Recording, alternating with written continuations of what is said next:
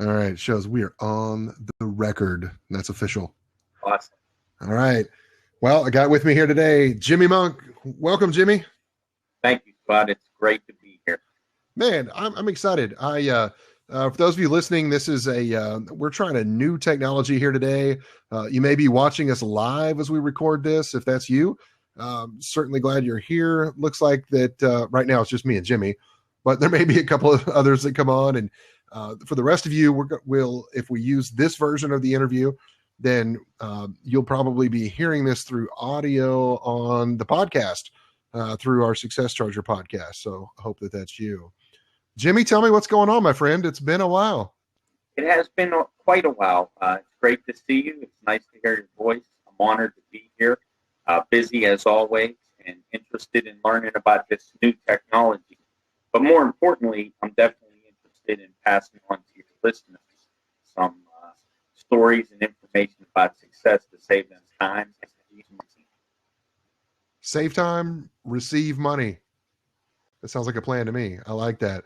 Looks like Pamela Kenner or Kennar, perhaps. I don't know which is accurate. Pamela, welcome. See you here. You've joined us there. So, Jimmy, tell us a little bit about your background. I know a little about you.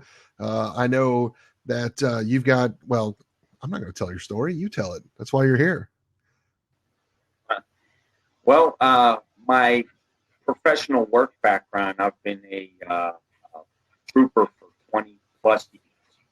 I've been a professional speaker and trainer for probably about the last 9. And my life story is one filled with what most people would consider failures, but what ends up being your success story, which is what we're talking about. Absolutely. Jimmy, let me ask you a quick question.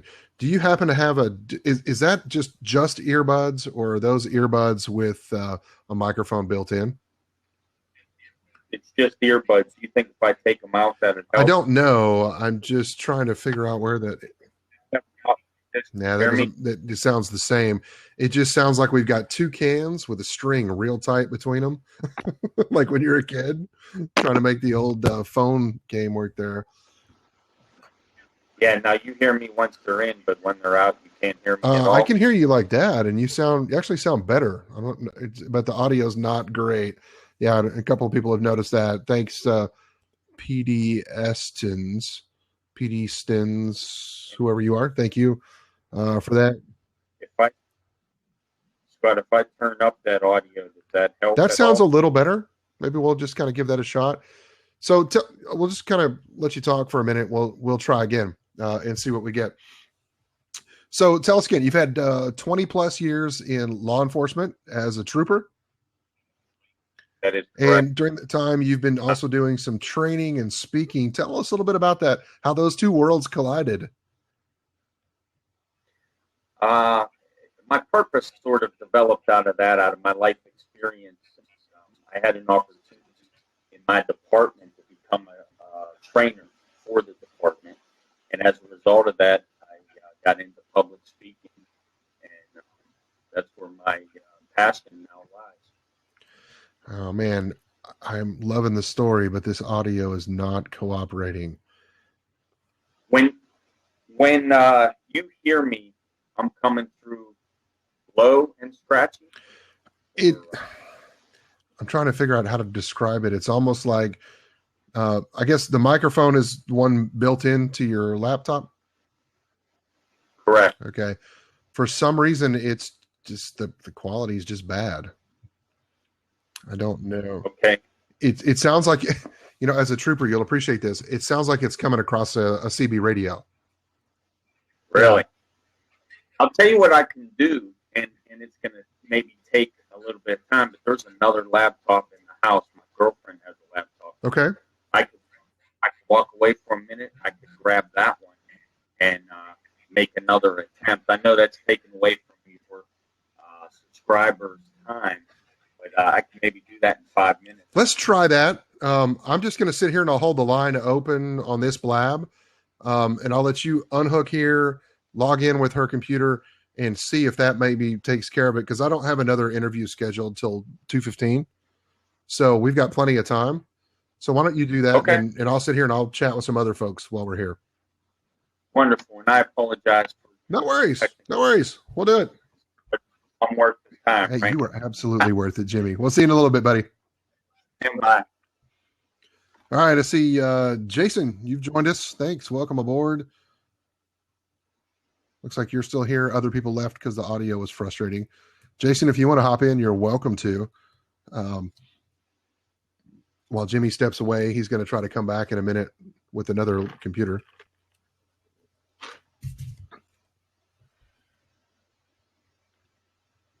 Otherwise, I'm going to hang out.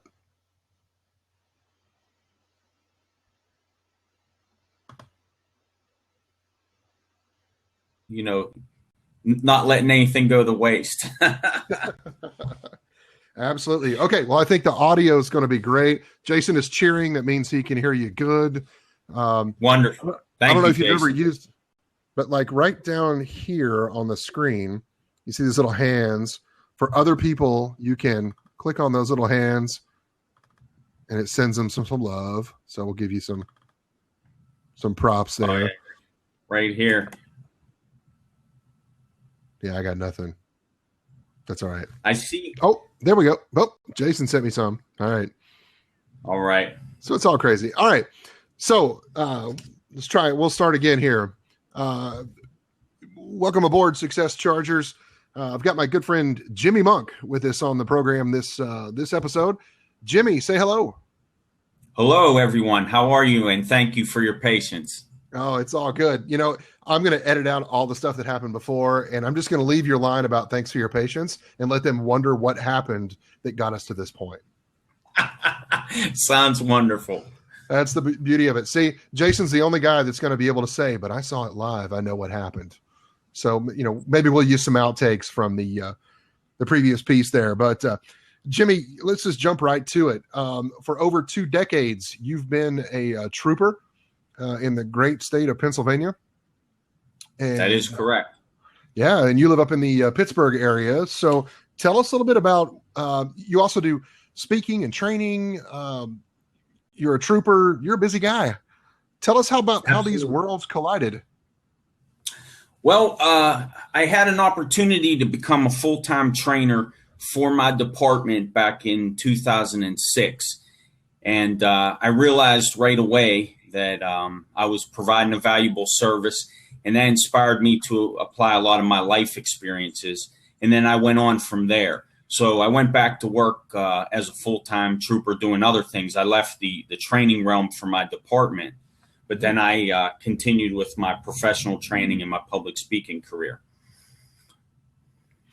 Excellent. I think since we spoke last, I went back out and revisited your website. Hadn't looked at it for a while. Love the new the logo with the monk. Thank you.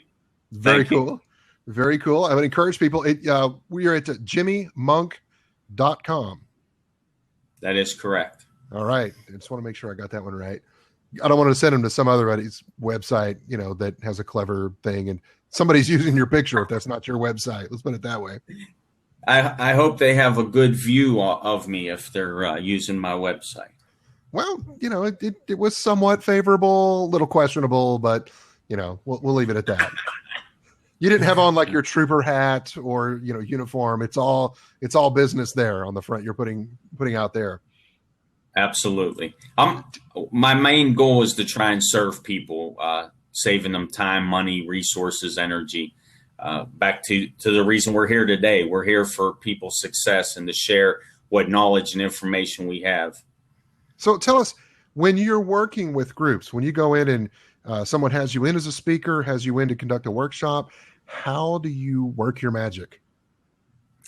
Everybody's different, obviously. For me, I don't like to talk about myself, but I do like to serve people.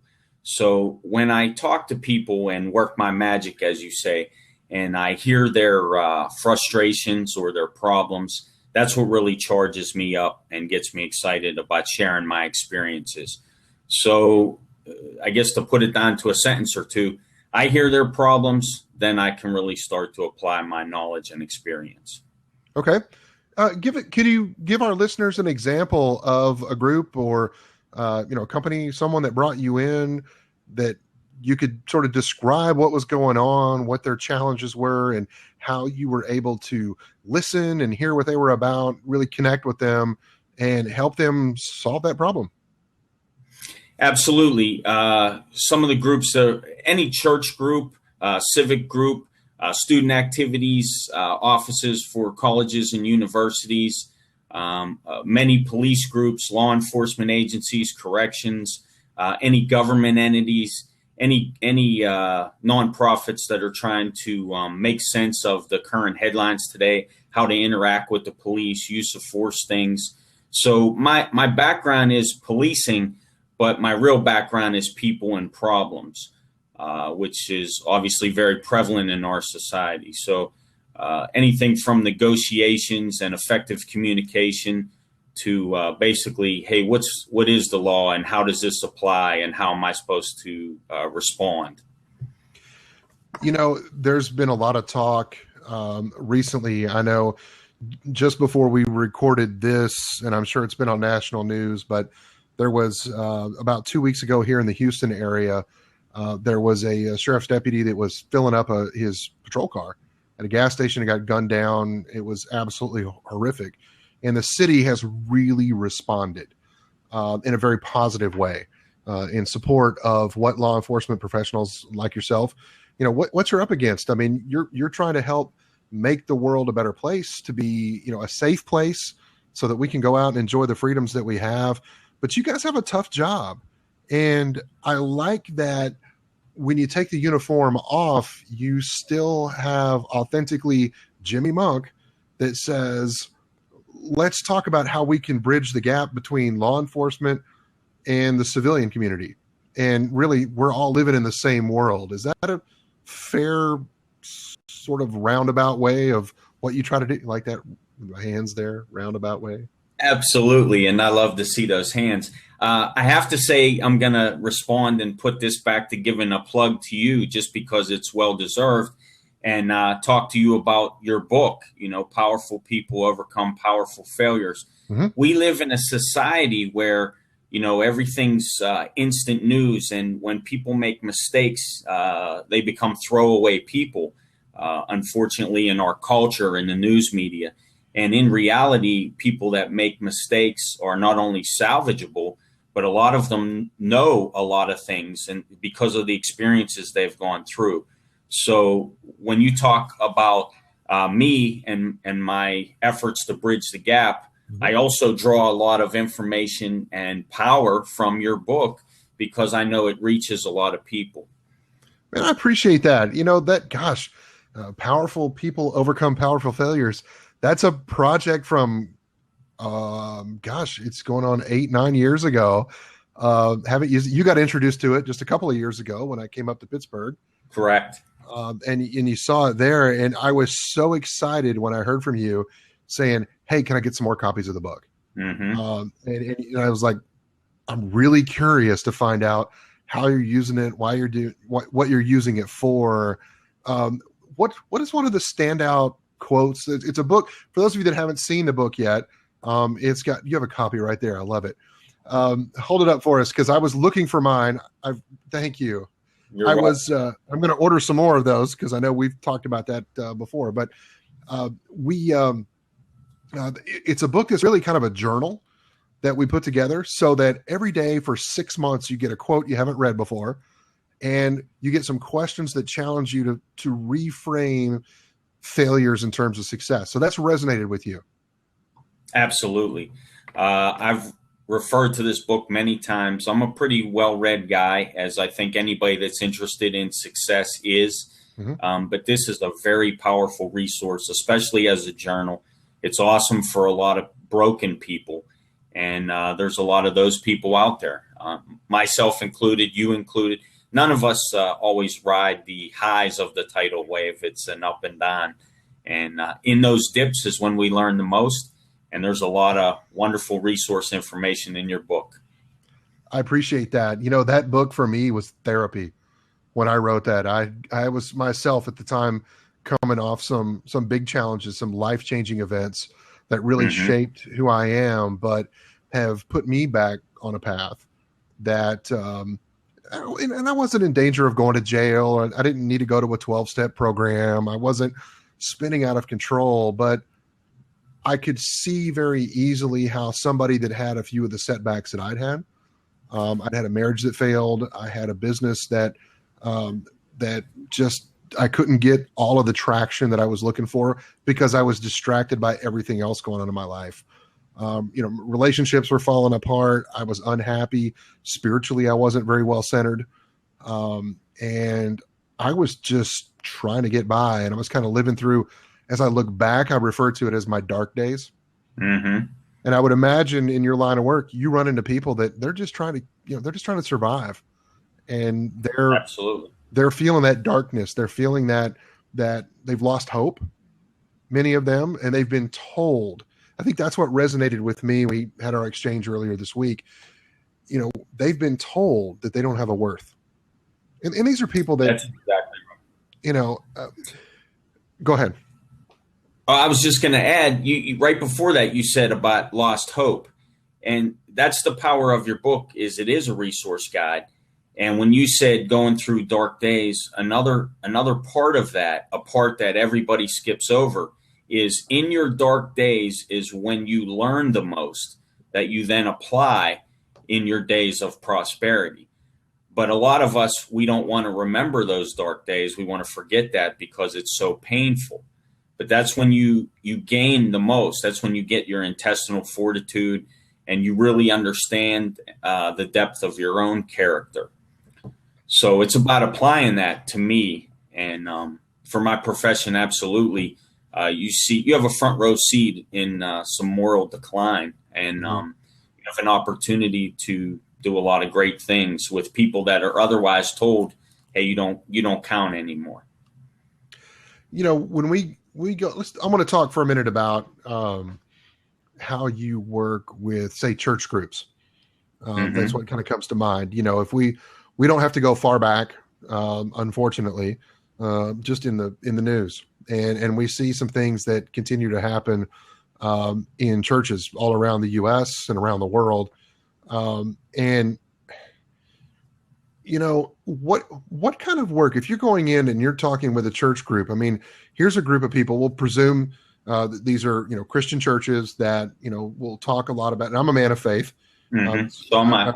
Yep. I know you are. And, in that walk of faith, a lot of times what we're asked to do is have conversations with people that other folks look past, right? They see them Correct. for what's happened, despite the fact that our faith teaches us that we ought to, we ought to forgive those folks. We ought to introduce those people to hope and give them a shot. And, when you go in and talk to churches, do you tend to talk more about a security aspect? Do you talk about how to work with those people, but be aware of what's going on in their worlds? Or where do those conversations tend to go when you work with those groups? A lot of people want to talk about security. It's very prevalent, obviously, because of what's going on in the news. What I want to talk about usually is success and what that means to them and greatness. And that comes from where are they at and where are they trying to go? Because if you're asking me specifically about church groups, but you can take any person or any group and you will find that there's always frustrations that they have. And they all do the same thing, myself included. You try the same methods, you get the same results, and you say, hey, why isn't this working? For people of faith, they say, hey, I've been praying on this, and it's not working. But they're trying the same things. So a lot of what I do is I have a keen ear, and I'm blessed for that, to pick up on some of those things and to give them some insight, to say things like, hey, you can't continue down the same path and expect a different result. It's just not going to happen.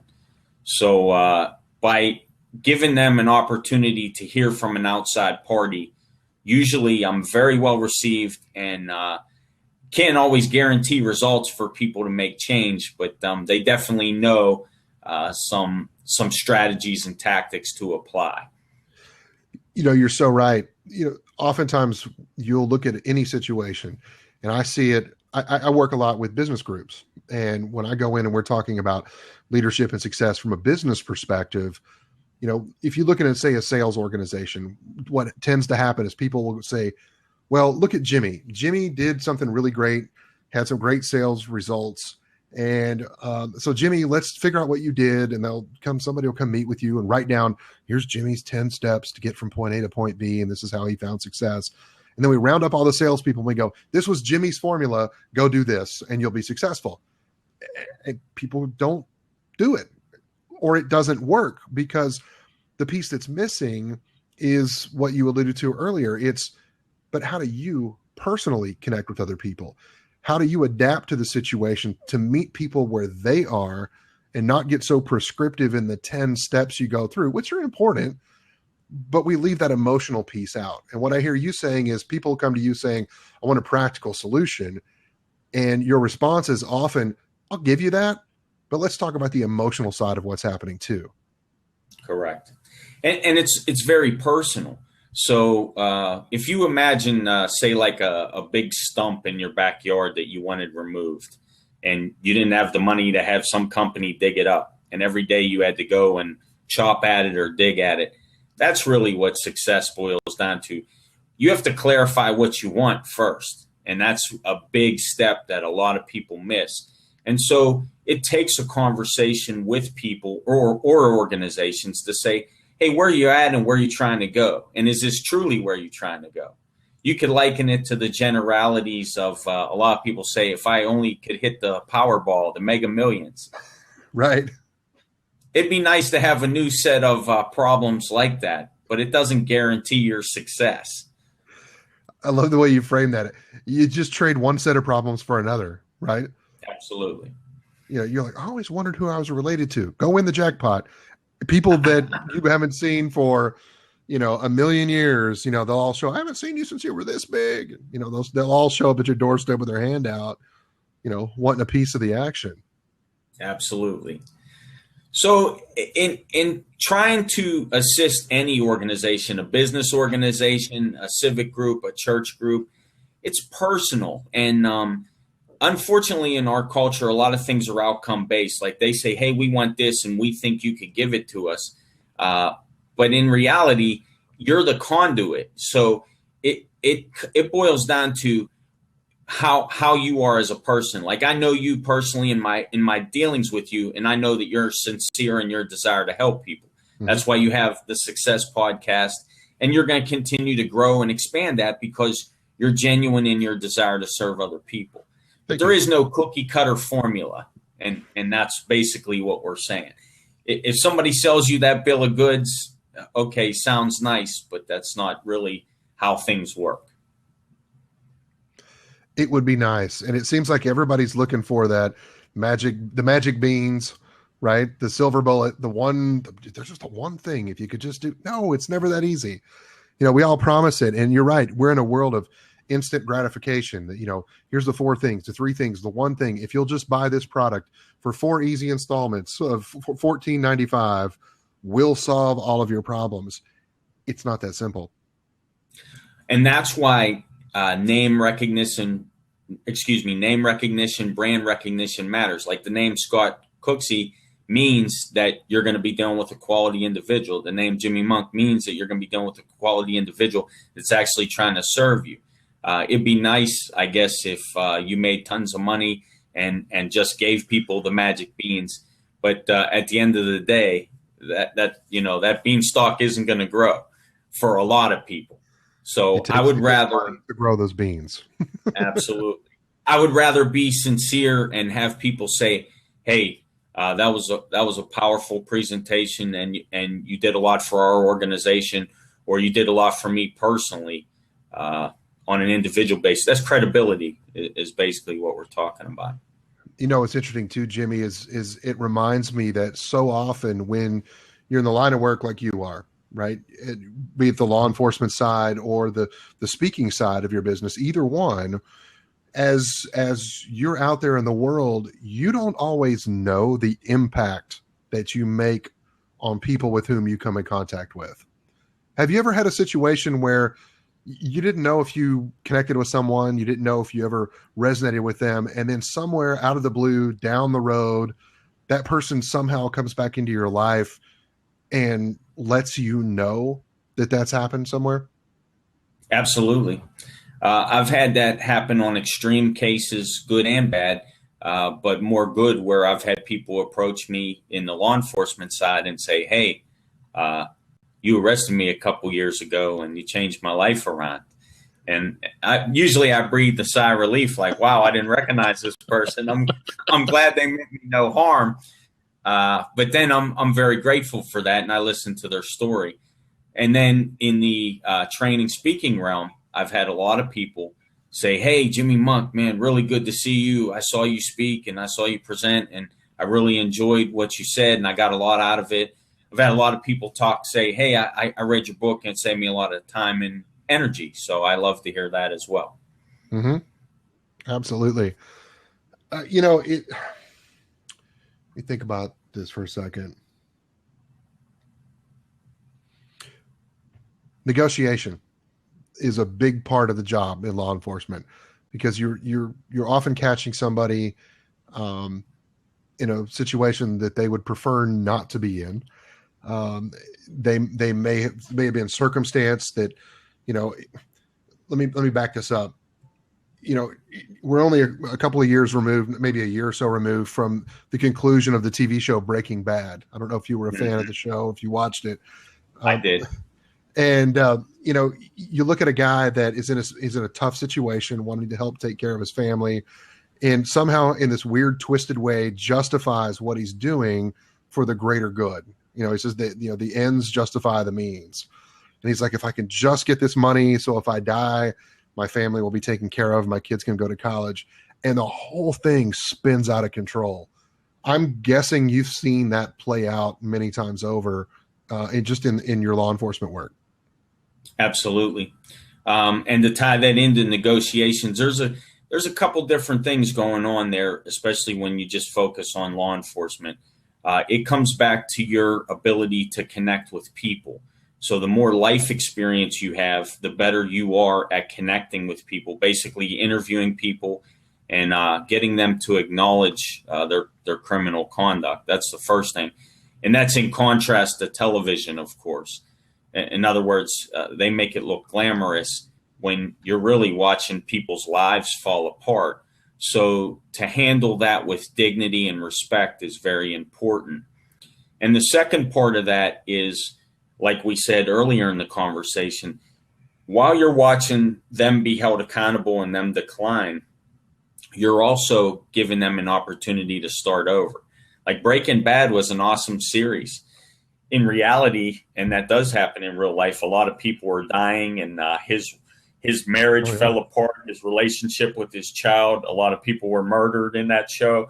But we have it glamorous. And in reality, that's what's happening in our culture every day. So it's basically, to apply it to success, people are getting a lot of bad information out there, and they're accepting it because of the way it's packaged. And we're talking about true success and meaningful lives and happiness. So we have a better message, you and I. I love this. And I'm sorry that my questions keep going back to law enforcement. I just have so many of them. And it's so big a part of who you are. But I mean, in full disclosure, when I came to Pittsburgh a couple of years ago to come speak to an organization, Jimmy did pick me up. And was my chauffeur, if you will. But no, I was not in the back of his patrol car. I was not. You actually picked me up in your personal vehicle, and you let me sit up front. So correct. You were not in custody. I was not in custody. There were no handcuffs involved, and I went peacefully. And there wasn't even a perp walk, really, when I got to the venue. No confession to any crimes either. No confessions.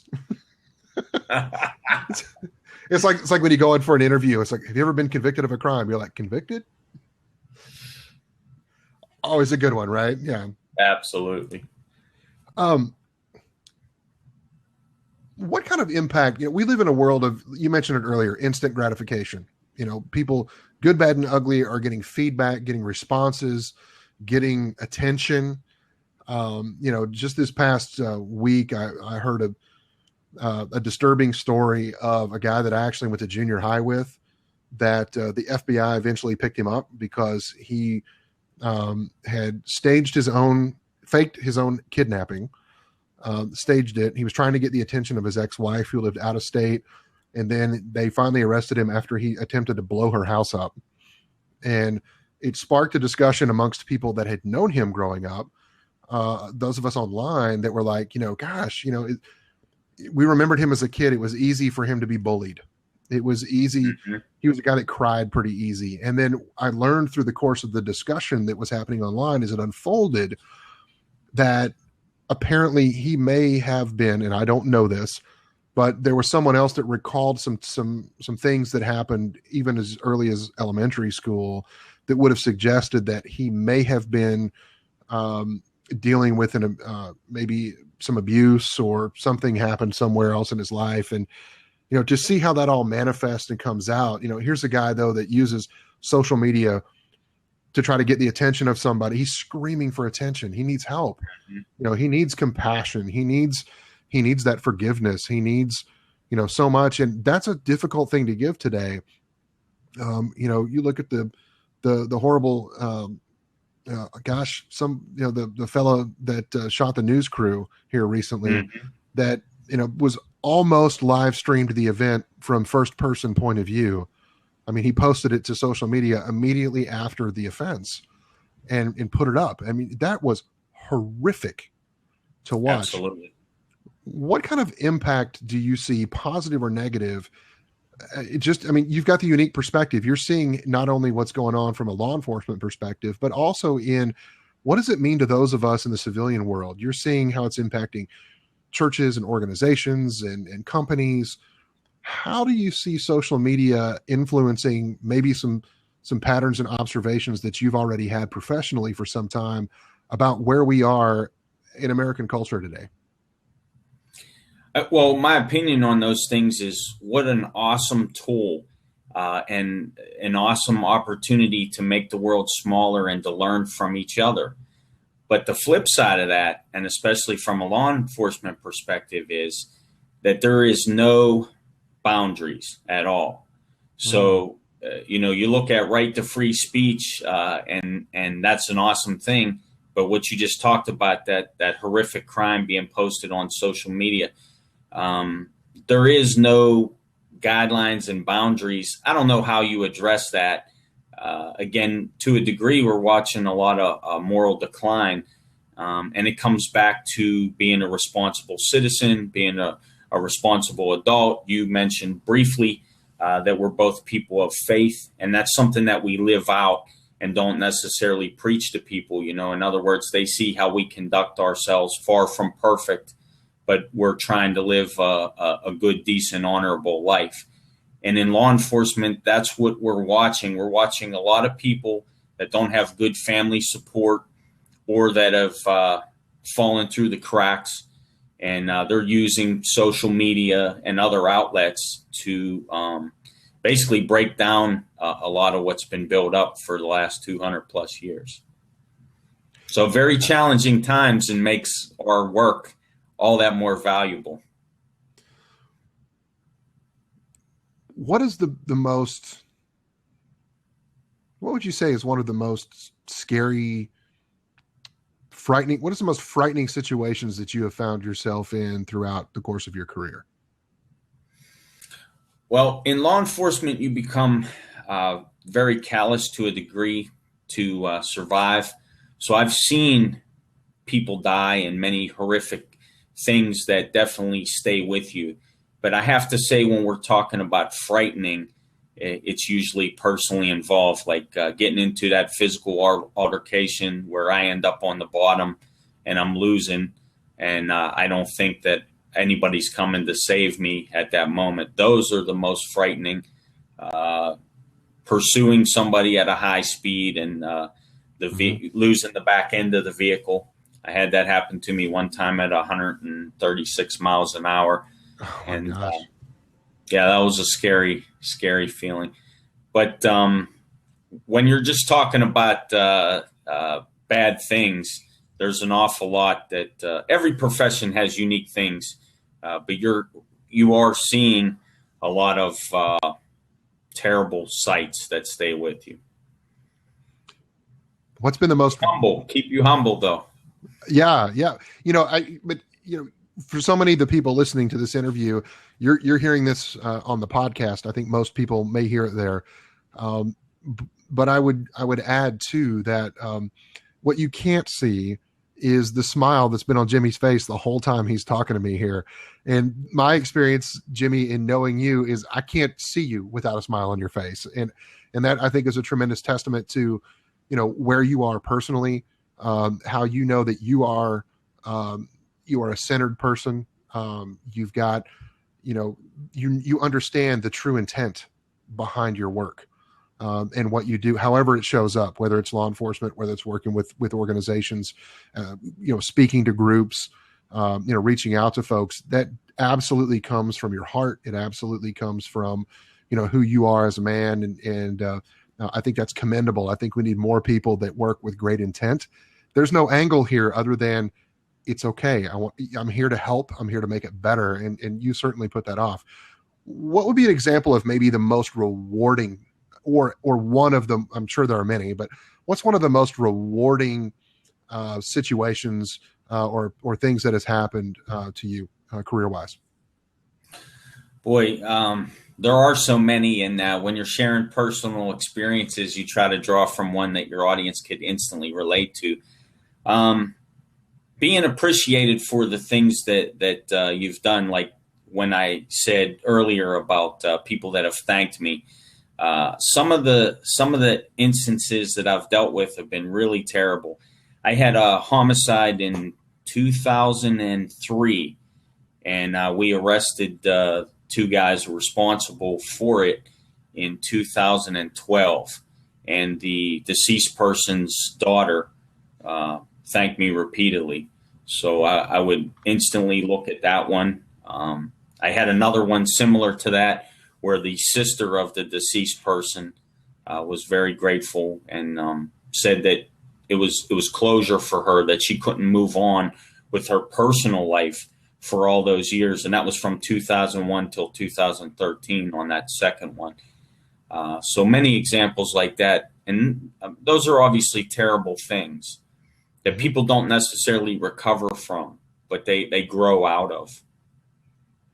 You get to see people at their most vulnerable, at their most raw moments, right? In many situations. And you mentioned that there's a callousness that's just a mechanism, I guess, to be able to cope with what's there. I would think that your faith would play a big role in that, because you've got to just let those things go and recognize that so much of what happens is outside of your control. What you can control, though, is how you influence and contribute to what's going on in a positive way. You're right. And if we applied that to success, you mentioned the word vulnerable. When people are vulnerable, mm-hmm. they are also very eager and ready to listen and learn. And in our culture, most people aren't listening and learning. So that's a good thing. It means that in law enforcement, we're supposed to handle those people with care. Mm-hmm. But it's you don't want to say a great time, because it's not a great time, but it's a time where they are absolutely locked onto you. They need help. And so in the success realm, when I find an audience, a group, or an individual that I could actually help that's willing to listen, that's when, I feel awesome. When you know that you truly served a group or a person and they actually get it. Like they're listening to you and you're listening to them, and then they're actively participating and applying the information you're sharing. Those are my favorite kind of people to deal with, mm-hmm. because everybody's a winner. What role does empathy play in your world? Huge, enormous. We're talking real, and I've been reluctant to get super in depth, but I had a case one time. And I unfortunately have many cases like this, but I had a case one time where a guy had sexually abused a 6-year-old and a 4-year-old. And talking to him, he was justifying. And his exact phrase was, he said, "Hey, I'm trying to educate them, to help them for later in life." Well, that's not anything I can empathize with. But he was a 21-year-old guy. He was shy and wasn't comfortable in dealing with women. And so he got involved in internet porn. And somehow he, in his own mind, justified what he was doing to these kids so that he could play out his sexual desires. I empathized with his current situation, and I recognize, and that's very hard for people to say. Like, what he was saying to me was extremely egregious. What he did was very egregious. Absolutely. You know, a lot of people's position on that is, hey, he doesn't deserve to live. He did potentially ruin 2 lives. That will be a choice that they make years later. But he also can inspire them to go on to help other people, which often happens. So, I mean, this is an extreme example, and I only give it to say we don't know where people will end up. I don't know what he went on to do with his life in prison. All I know is that in good conscience and good faith, not only did I do my very best to convict him, and I did, but I also served him and the victim's family well by being professional and staying in my lane, if you will, if that makes sense. It makes perfect sense. And I think this to me is where, you know, people, like you said, there's a romantic idea of what law enforcement is based on what we see in television and movies. And absolutely. It's very sensational. We think every case is wrapped up within 47 minutes of television plus commercial breaks. We think that every car chase ends with the right people crashing at the end. We think that, you know, the bad guy always gets what's coming to him. That's not always the case, right? And absolutely, to use the extreme example that you just shared with us, which, you know, as the parent of a young girl is just horrific to think about, right? That it's just, as a parent, it goes to the core of your soul, right? It just breaks your heart for those people involved. And what I heard you say, though, is in a moment where so many people would be quick to judge, you recognized the responsibility that you had to everyone involved in that situation, the perpetrator, the victims, and others that may potentially have been affected by that, as well as to society as a whole, right? That's a big responsibility. When you wear the badge, it's a big responsibility. But in that moment, you recognize that empathy, and I want to remind our listeners, that's not condoning the behavior.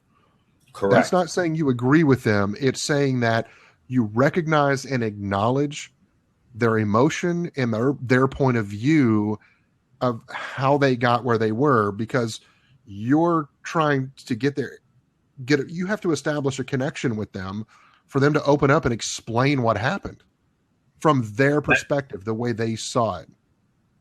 That's exactly right. And to broaden that and to relate it to success and to incorporate everything we're talking about, because everything's relevant, we're planting seeds. I planted the seed with him that, hey, what you did was wrong, completely unacceptable. You know, this is the line, and you absolutely crossed it.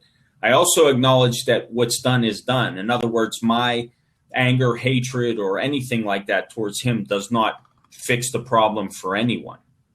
So the penance that I did to be successful as a law enforcement investigator, as a detective, as somebody to complete those cases, was done years ago in my dark days and my mistakes, where I learned that, hey, I'm far from perfect.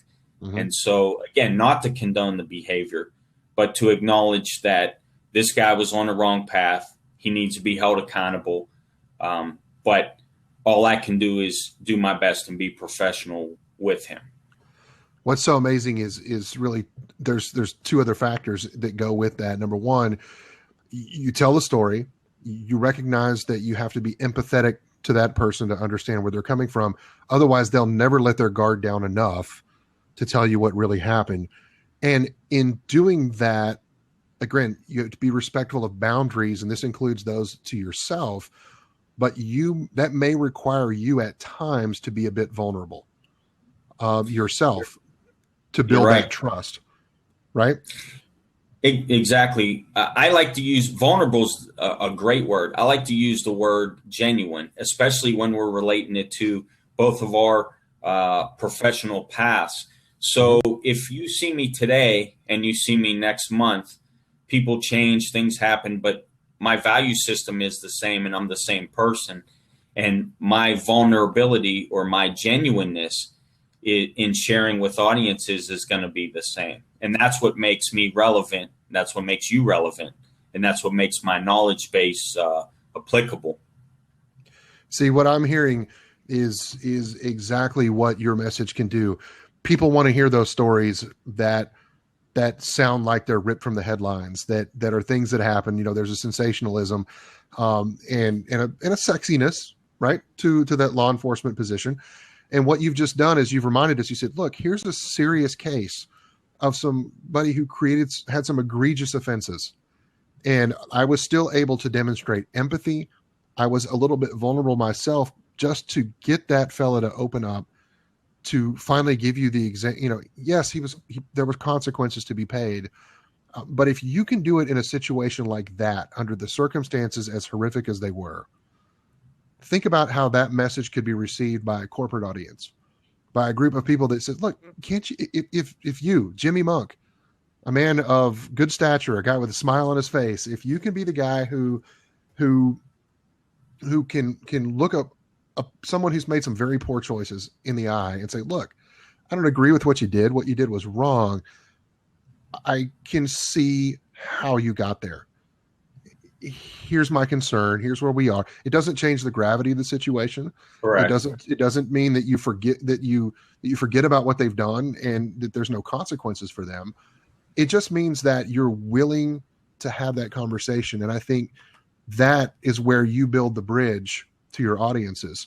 When people can look at that situation and go, gosh, we look so much at how much we admire those folks like yourself that literally put your lives on the line to go out and do the job to help make the world safer for me and, maintain order in the world to the best of your ability. And you come across some unsavory characters. And if you can do all of that and still exhibit particularly empathy, and you can be a bit vulnerable yourself, I think that says a lot, and I think it opens things up for a lot of people. We're getting close to the end of the time that we've got, but I've got a few questions left in what I call the lightning round. So I'm going to throw this at you pretty quick, and just looking for some really quick answers. Something that would jump out. We're going to have some that kind of broad brushed, one that's kind of fun, and then one that's maybe a little more serious. So Sounds we'll kind good. of go with that. All right, here we go. Tell me what this means to you. What does the word connection mean to you? It means personal relationship. That's what I would say it means. When we talk connection, to me, it means making a personal connection, a relationship with that person, conversation, or in whatever exchange you have. Excellent. What does happiness mean to you? Being at peace with yourself, I would say for sure. All right. And what does the word success mean to you? Success means to me never the same thing. It means success at what I'm working on, success in my career path, success in my life goals, success in my financial goals. So I break it down a little bit more specific, but it means that I'm clear on what I want and I'm working towards that end. Awesome. All right. So here's a fun question. You're stranded on this island, like in the middle of the ocean. You're going to be there by yourself for the rest of your life. But miraculously, through modern technology, you are left with some sort of a music player and only the content of one album that you can have with you for the rest of your life. What is your one album that hangs out with you on that island? I think I got to go with like Eagles' greatest hits and make sure I have Take It Easy playing at some point. I love it. If I find that somebody dropped me off, and then they get lion eyes from the Eagles. That's awesome. It would make a pretty appropriate soundtrack for reflection upon our lives, wouldn't it? I think it would. I Yeah, think it it would. definitely could. You can remember what it was like when you stood on that corner in Winslow, Arizona. Anyway, so Absolutely. all right, one last question before we go today. Jimmy Monk, what would you tell 30-year-old Jimmy Monk knowing what you know today? Time's a wasting. Get focused. Get focused. I can't think of a better way to end it right there. Jimmy, thank you so much for being with us. Scott, it was awesome. Thank you for having me. Have a powerful day. Thank you to your audience. You were great. We thank you. Awesome stuff. Thanks.